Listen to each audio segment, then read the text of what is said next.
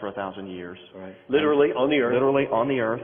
Jesus is here Jesus in his resurrection body. Yes, and premillennialists often say that there are unbelievers who survive his first coming and enter into the millennium, and that they then have offspring, and that not necessarily everyone is regenerated in that period. Yeah.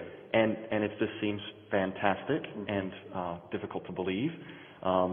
Again, I just want to point to this being a plausible idea for contemporaries of the authors of these texts. And so anyway, after this period, after this 1,000-year reign, there will be a releasing of Satan. He's been bound for this 1,000 years. There'll be a final rebellion. It will be put down, and then the great white throne judgment will be set up. So I would read Revelation 20. And then comes the renovation. And then comes the new heavens and the new earth. That's correct.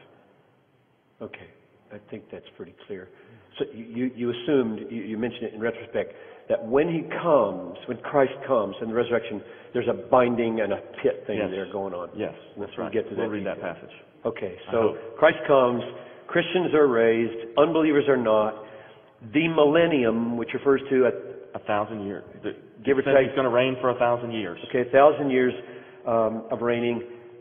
Final judgment, new heavens, new earth. Your take.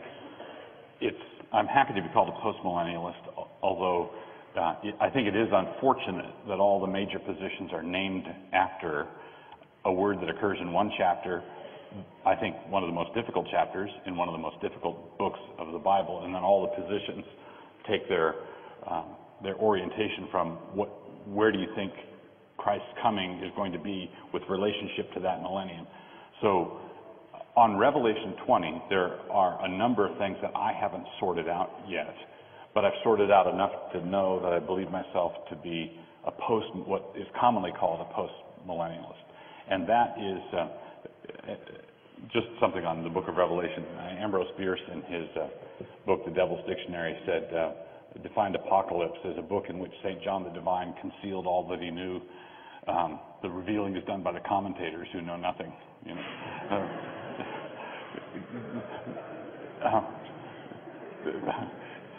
So with that as a warning to myself, my understanding of the map of redemptive history is that God created man in the Edenic state. We rebelled and fell. God promised a Messiah. Through types and shadows and sacrifices, prepared the way, tilled the soil, preparing the way for the restoration of Eden. When Christ came in the fullness of time, he was born of a woman, born under the law. He was crucified for the sins of all his people, buried, raised from the dead, and ascended into heaven, gave his Holy Spirit. In 70 AD, that age of preparation came to a climactic, convulsive conclusion. And shortly, tell the people why. Not everybody here knows what happened in 70 AD. In 70 AD, the temple was destroyed by the Roman army.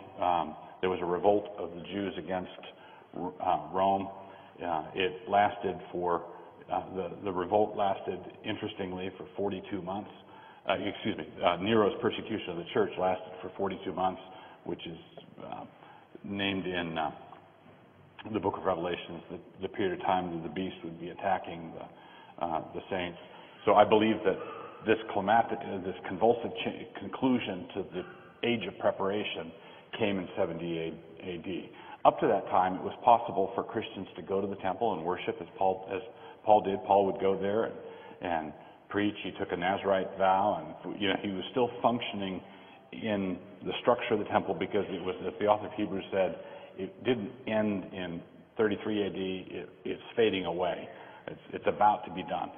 At Pentecost, the New Age was established. The Christian Aeon was established, and I believe that postmillennialism, in brief, is this: it's the idea that the gospel is going to grow and flourish and take over the whole earth. Basically, the Great Commission will be successful. All the nations discipled, baptized, taught obedience. The Great Commission will be successful on earth in history. The world will be Christianized. Then Jesus will come. All enemies will be subdued, brought under his feet. Psalm 110, the Lord said to my Lord, sit at my right hand. That happened in the ascension. Jesus ascended into heaven, and God told him, sit at my right hand until I make your enemies a footstool. So Christ's enemies are made a footstool progressively throughout all history, and then he will come and judge the last enemy personally, death. So at the conclusion of the Christian aeon, which the millennium I take as a symbol of this Christian aeon, this age of grace, the age in which the Great Commission is being fulfilled. At the end of this, Christ will come again and destroy the last enemy, death. The dead will be raised, and we are ushered into the eternal state. So I believe that Judaic aeon, new creation, new heavens and earth, the age to come now. Satan is bound now? Yes, with regard to deceiving the nations. And Revelation was written before AD 70? Yes, thank you. I believe the book of Revelation was and written, all the other books of the New and I believe the whole New Testament, I believe, was written prior to 70 AD. So I believe that John is prophesying the destruction of Jerusalem. The great harlot I take is the city of Jerusalem. So when Paul tells the Thessalonians that they were destined to suffer, and when Peter says to the Christians that he writes to that they were called for this, right, to follow in Jesus' footsteps, suffering, that applies to those Christians before 70 AD or to us now too? It certainly applies to them. That was the context in which that was being written. But the same thing applies to us as well. Even though we're going to take over the earth? Well, certainly, especially because we're going to take over. So the point is, when the gospel goes forth, it's going forth into a hostile world. So we're declaring that Christ is Lord, Christ is King. They don't want him to be King. They want to deny that. So you're going to see the same thing played out over and over again. But you're saying that the gospel is going to take over, right, and that we're going to dominate the world, at which point the suffering would end. Well, or you said a minute ago, right, we're in the millennium, right? Right. So suffering is ended for you. Well, I hate to break it to you. not at this very moment. Well, this.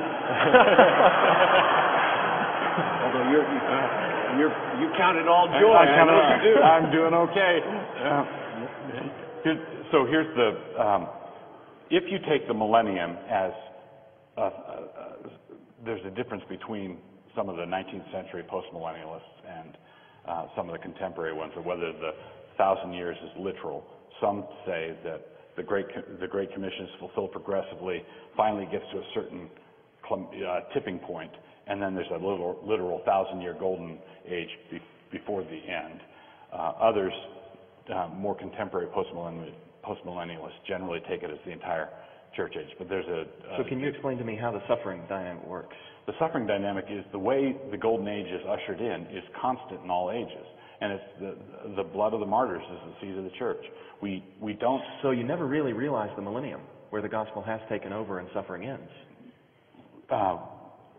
No, because Christ is not suffering now, but he has suffered. So you can enjoy the fruit of But I'm asking about the suffering that we do as we follow in the footsteps of Christ. Right. As we suffer, as we sacrifice, as we send missionaries out to preach the gospel, as people give their lives away, not wasting their lives, as they do this sort of thing, God honors it. God blesses it. And when God blesses it, subsequent generations enjoy the fruit of that. And at some point in history, you have to enter into that possession. But I'm pressing this question because I think the New Testament is clear that Christians are going to follow in the footsteps of Jesus and conquer the way he conquered by being faithful and